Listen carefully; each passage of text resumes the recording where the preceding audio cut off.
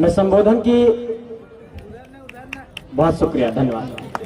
मैं संबोधन की तमाम औपचारिकताओं को छोड़ते हुए केंद्रीय अध्यक्ष आदरणीय टाइगर जयराम महतो जी को समेत तमाम आप सभी साथियों को, बड़े बुजुर्गों को और जितनी भी माताएं बहनें यहाँ पर पहुंची हैं, आप सबको अपना झारखंडी जोहार पेश करता हूँ, क्रांतिकारी जोहार पेश करता हूँ, आदाब पेश करता हूँ, सलाम पेश करता हूँ, प्रणाम पेश करता हूँ।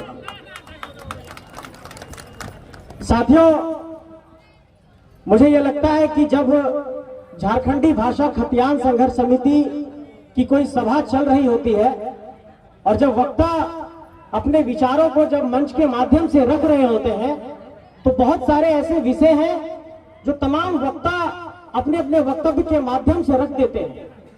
सो बहुत ज्यादा ऐसा होता है कि हम लोग किसी विषय का रिपीटिशन करते हैं। तो मैं बहुत ज्यादा वक्त नहीं लेते हुए सिर्फ इस बात पर आपका ध्यान केंद्रित कराना चाहता हूं और इस बात पर आपका जेहन में कुछ बिंदु को डालना चाहता हूं। मेरा स्वास्थ्य थोड़ा ठीक नहीं, इसलिए पहले की तरह थोड़ा सा जोशीले तौर पर नहीं बोल पाऊंगा, इसके लिए थोड़ा क्षमा चाहता हूं।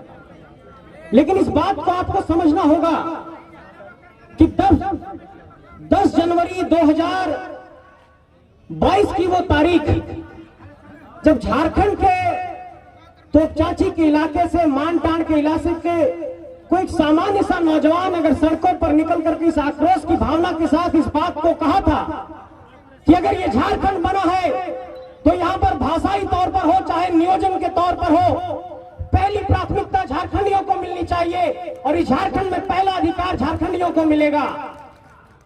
देखिए, जब हम लोग किसी बंदूक में ट्रिगर को दबाते हैं तो गोली बहुत रफ्तार से निकलती है। झारखंड की इसी वेदना और पीड़ा को 10 जनवरी को 2022 की तारीख को रणधीर वर्मा चौक पर उसी ट्रिगर को टाइगर जयराम महतो जी ने दबाया और झारखंडी जनमानस को सलाम पेश करता हूं कि इस चेतना को आप लोगों ने समझा और इसको जागृत किया कि नहीं, वास्तव में ये बात जायज है। लेकिन मैं एक बात कहना चाहता हूं कि ये पूरी लड़ाई, स्थानीयता की लड़ाई, नियोजन की लड़ाई, पुनर्वास की लड़ाई, विस्थापन की लड़ाई, नेतृत्व की लड़ाई, ये तो चलती रहेगी। लेकिन जो सबसे पहला बिंदु जिस पर केंद्रित करना है वो केंद्रित इस बिंदु पर करना है कि क्या नेतृत्व का कौशल गांव गलियारे से निकल रहा है, क्या नेतृत्व का कौशल किसी किसान मजदूर के घर से निकल रहा है, क्या नेता हमारे गांव घर से निकल रहे हैं। मैं यही से उदाहरण शुरू करता हूं। यहाँ के जो विधायक है इसलिए है कि किसी के कभी सेक्रेटरी हुआ करते थे। अभी बेरों के जो विधायक है इसलिए विधायक है कि उनके पिताजी विधायक रहे। जो गिरिडीह के सांसद है इसलिए सांसद है कि अपने फैमिली की प्राइवेट लिमिटेड तरीके की कोई पार्टी चल रही है। आप तमाम इलाकों में गौर करिए कि झारखंड के अंदर जो विधायक और सांसद बन रहे हैं वो या तो वंशवाद की उपज है, या तो परिवारवाद की उपज है, या तो पूंजीवाद की उपज है। अब यहाँ पर आपको गांव से और खलिहान से अपना नेता निकालना होगा। ये लड़ाई इस बात की है मेरे साथियों। और जब तक इस बात पर नहीं सोचेंगे, पूरे साउथ इंडिया में देखिए, चाहे वो जयललिता की राजनीति हो, चाहे वो अन्ना द्रमुक की राजनीति हो, चाहे डीएमके की राजनीति हो, चाहे आप बिहार को ही देख लीजिए। बिहार में एक नारा दिया जाता है, बिहार फर्स्ट, बिहारी फर्स्ट। तो जब हम ये बात कह रहे हैं कि झारखंड फर्स्ट, झारखंडी फर्स्ट, तो किसी के पेट में दर्द क्यों होता है, इस बात को आपको समझना होगा मेरे साथियों। किसी के पेट में दर्द इसलिए हो रहा है क्योंकि लोगों को लग रहा है कि ये आदिवासी, ये मूलवासी, ये झारखंड के खतियानी लोग, ये किसान मजदूर के बेटा बेटी लोग कहां से पीएचडी कर रहा है, कैसे लॉ कर रहा है, कैसे इन लोग पीजी कर लिया, कैसे हक अधिकार की बात करने लग रहा है और उसके पेट में अब चुलबुली होने लग रही है कि अरे इन लोग तो सांसद विधायक बनने की बात कहता है। अरे सिर्फ सांसद बनाए और विधायक बनाने की बात नहीं करते हैं, हम लोग मुख्यमंत्री बनाने की बात कर रहे हैं और 24 में ये सत्ता परिवर्तन का रास्ता हम लोग झारखंड के नौजवान बदल करके दिखाएंगे। और कई लोगों ने ये आरोप लगाया कि बोकारो और धनबाद की धरती से निकला और ये एक सिर्फ जातीय संगठन बन करके रह गया है। आपने देखा कि संथाली भाषा में कैसे भी हमारे हांसदा भाई लगातार फर्राटेदार तरीके से आपसे कह रहे थे। मंच पर रिजवान जी बैठे हैं और मंच पर फरजान जी बैठे हैं। मैं ये कहना चाहता हूँ, चाहे अकलियतों की बात हो, चाहे आदिवासियों की बात हो, चाहे मुस्लिमों की बात हो, चाहे यहाँ के मूलवासियों की बात हो, चाहे पिछड़ों की बात हो, चाहे दलितों की बात हो, सभी को इस संगठन में बराबर सम्मान मिला है और सबको इस संगठन में संजो करके एक तरीके से कह सकते हैं कि माला बनाने की कोशिश की गई है। इस बात का आप सम्मान करिए कि ठीक है हम लोग नौजवान लोग हैं, बहुत मंझे हुए राजनीतिक खिलाड़ी नहीं है, लेकिन इतना तो मानना पड़ेगा कि बड़े बड़े राजनीतिक सुरमाओं को इन नौजवानों ने पानी पिला दिया है। इस बात को आपको मानना पड़ेगा मेरे साथियों। आज की तारीख में देखिए षड्यंत्र का क्या लेवल इन लोगों ने कर दिया है। आप लोग देखते हैं कि जब आंदोलन होता है तो चुन चुन करके जेबी केसेस के साथियों पर एफआईआर कर दिया जाता है।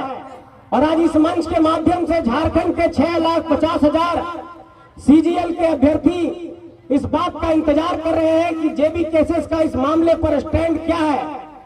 मैं ये कहना चाहता हूं उन तमाम अभ्यर्थियों को कि झारखंड में देखिए शोषण और जुल्म की इंतहा किस कदर हो रही है कि 6.5 लाख अभ्यर्थी परीक्षा लिखने गए जेएसएससी सीजीएल की, और जब तक घर नहीं पहुंचे रास्ते में ही पेपर लीक की सूचना मिली। और इसको लेकर के हम लोगों ने विरोध किया 31 जनवरी की तारीख को, और उसके बाद जेबी केसेस के 15 साथियों पर एफआईआर किया गया है, हत्या के प्रयास का मुकदमा दर्ज किया गया है और सरकारी काम में बाधा का मुकदमा दर्ज किया है। और कल ही इस पर एक एसआईटी सरकार ने गठित की है कि उच्च स्तरीय जांच करो। अरे सरकार में बैठे लोगों से ये पूछना चाहता हूं कि जिसने पेपर लीक कराया उसको कब पकड़ोगे, जो शिक्षा का माफिया है उसको कब पकड़ोगे, जो प्रश्न पत्र लीक करा रहा है उसको कब पकड़ोगे। इस आंदोलनकारियों को एफआईआर से दबाने की कोशिश मत करो। ये आंदोलन झुमरा पहाड़ से पारसनाथ पहाड़ से कटकमसांडी के पहाड़ी से लेकर के संथाल की पहाड़ियों तक, पलामू के नीलांबर पीतांबर की धरती तक पहुंच चुका है। पुलिस के एफआईआर से ये आंदोलन नहीं रुकेगा। अगर पुलिस में इतनी ताकत है तो जिसने पेपर लीक कराया उसको पकड़ करके सामने लाओ, तब जानेंगे कि तुम में पुलिसिया ताकत है। और इस पुलिसिया जुर्म के बुनियाद पर कि झारखंड के स्थानीयता की लड़ाई को, झारखंड के नियोजन की लड़ाई को, झारखंड के खतियानधारियों की लड़ाई को कमजोर करने की एक कोशिश की जा रही है। और ये बात लोगों के जेहन में डाला जा रहा है कि केस मुकदमा करके नौजवान लोगों को फंसा देंगे और उनको कमजोर करने की कोशिश करेंगे। हम लोग के संगठन में एक बहुत मतलब समझिए कि 20 साल भी उसकी उम्र नहीं हुई, सानिया प्रवीण, वो अपने घर में थी और उसके ऊपर उस दिन आंदोलन में केस कर दिया गया। समय कम है लेकिन मैं बात को एकदम अंत कर रहा हूं। देखिए ये लड़ाई झारखंड में 4 बिंदुओं की है, 5 बिंदुओं की है। पहली लड़ाई इस बात को लेकर है कि झारखंड में स्थानीय नीति खतियान आधारित होनी चाहिए। दूसरी बात इस बात को लेकर के है कि झारखंड के नियोजन में चाहे 3rd और 4th ग्रेड की नौकरी हो, झारखंडियों के लिए 90% आरक्षित होनी चाहिए।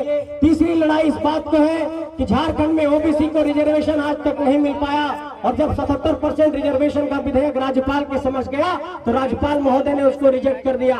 चौथी लड़ाई इस बात को लेकर के है कि झारखंड के सरना धर्म के लोग कल एकजुट हुए थे मोराबादी के मैदान में, उनको भी ये संदेश देना चाहता हूं कि वो सरकार से ये मांग करते हैं कि उनके सरना धर्म कोड पर कुछ निर्णय लिया जाए। तो मैं ये कहना चाहता हूं कि आदिवासियों की इन भावनाओं के साथ भी हम लोग हैं। और 5वीं बात इस बात को लेकर के आपका ध्यान केंद्रित कराना चाहता हूं कि जहां भी जितना भी विस्थापन हुआ उन सारे जगहों पर पुनर्वास की एक बेहतर नीति बना करके हमारे लोगों को सही से मुआवजा दिया जाए। और नौजवानों की जो लगातार मांग रही है, चाहे वो जेटेट की परीक्षा हो, चाहे सीजीएल की परीक्षा हो, चाहे वो तमाम झारखंड की प्रतियोगी परीक्षा हो, चाहे वो जेपीएससी हो, उसको पारदर्शी तरीके से आयोजित कराया जाए, पेपर लीक नहीं कराया जाए, सेटिंग गेटिंग नहीं किया जाए, साठ गांठ नहीं किया जाए, सीट नहीं बेचा जाए। यही मूल हम लोगों का मांग है और इसी मांग की बुनियाद पर इस आंदोलन को हम लोग आगे बढ़ा रहे हैं। आप लोगों से बस यही साथ चाहता हूं कि इस लड़ाई में साथ दीजिए, इस संगठन को साथ दीजिए। ये संगठन आपका है, ये संगठन पूरी तरीके से झारखंडियों को समर्पित है। कभी भी ये मत सोचिएगा कि आधिकारिक तौर पर अगर जेबी केसेस में हमारा कोई पद नहीं है तो जेबी केसेस को क्या योगदान दे सकते हैं। अगर जेबी केसेस को कोई योगदान देना चाहते हैं तो हर गांव में जाकर के 10, 20, 50 लोगों को इस विचारधारा को समझाइए, झारखंडियत की विचारधारा को समझाइए। यही आपकी असली सेवा होगी, यही झारखंड के प्रति आपकी असली सेवा होगी, यही झारखंड को आपको देने के लिए वैचारिक तौर पर आपका एक योगदान होगा। यही आप सबसे कहना चाहता हूं। आइए मिलकर झारखंड को आगे बढ़ाते हैं, झारखंड को बदलने का एक संकल्प लेते हैं और झारखंड की गलियों में जो ये आवाज कोने कोने तक पहुंची है इसको घर घर तक पहुंचाते हैं। आप लोगों से यही भरोसा रखता हूं कि इस लड़ाई को बीच रास्ते में नहीं छोड़ेंगे और इस मंच के माध्यम से आप लोगों को ये संकल्प दोहरा रहा हूं कि इस लड़ाई को किसी भी मोर्चे पर कहीं पर भी किसी तरीके से भी जाकर के जब लड़ने की बारी आएगी तो इस लड़ाई को लड़ेंगे, इस लड़ाई को बीच रास्ते में छोड़ करके नहीं जाएंगे। ये भरोसा आप लोगों को दिला रहा हूं। बहुत बहुत शुक्रिया, धन्यवाद, सबको प्रणाम, नमस्कार। फिर मुलाकात होगी और इसी मोड़ पर लगातार झारखंड को आगे बढ़ाते रहेंगे। बहुत बहुत धन्यवाद। हेलो